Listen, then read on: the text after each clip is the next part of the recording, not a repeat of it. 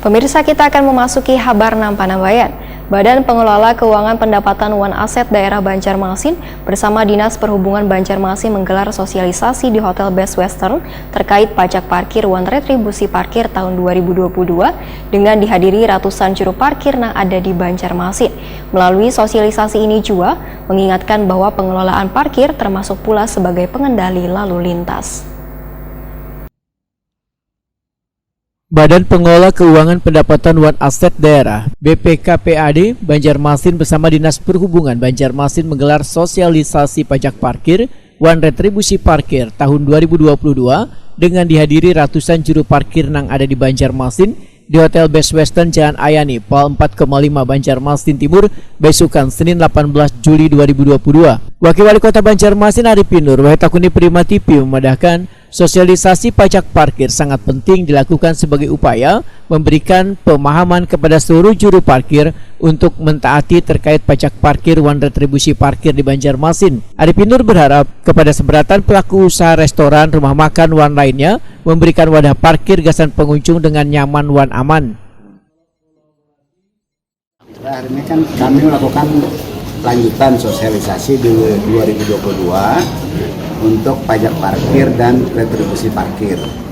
Nah, ini supaya pemahaman kita dengan wajib parkir yang mengelola seluruh area parkir yang ada di Kota Banjarmasin dapat mengetahui apa saja nanti yang diberikan narasumber untuk pelaksanaan perparkiran di Kota Banjarmasin.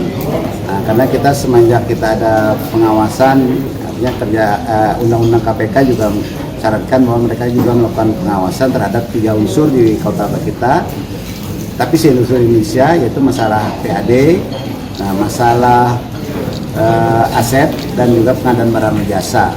Nah, sehingga ini adalah merupakan strategi kita agar jangan sampai ada miskomunikasi, jangan sampai ada kesalahan dalam penerapan perpajakan kita di Kota Banjarmasin. Sehingga mudah-mudahan kita dapat meningkat dan dikelola secara profesional oleh masing-masing wajib pajak, dan kita juga saling menguntungkan bagi pengelola juga. Nah, pengelola juga mendatangkan sebagai mata usaha mereka, nah juga sebagai lapangan kerja bagi yang betul-betul memberikan kesempatan kita kepada seluruh lapisan masyarakat kita. Kabid Lalu Lintas Dinas Perhubungan Banjarmasin Febri membedakan ke depan retribusi parkir akan dirubah polanya dari nang sebelumnya hasil dari juru parkir hanya sebagai penghasil retribusi daerah atau penghasil asli daerah. Selain itu, melalui sosialisasi ini, Febri pun mengingatkan bahwa pengelolaan parkir termasuk pula sebagai pengendali lalu lintas. Saat ini untuk retribusi parkir, pertama kita mau merubah pola. Jadi yang sebelumnya itu parkir itu berhubungan satu hanya sebagai untuk penghasil retribusi daerah atau penghasilan asli daerah PAD.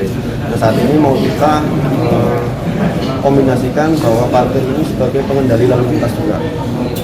Jadi tidak hanya serta-merta untuk menghasilkan pendapatan asli daerah, cuman untuk pengendalian lalu lintas.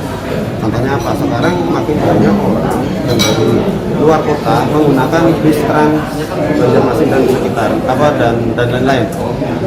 Artinya di sana bisa menjadi potensi kita untuk pengendalian orang untuk melakukan perjalanan dengan menggunakan kendaraan pribadi. Taruh di halte terdekat, lalu orang naik angkutan umum. Nah, itu fungsi untuk pengendalian.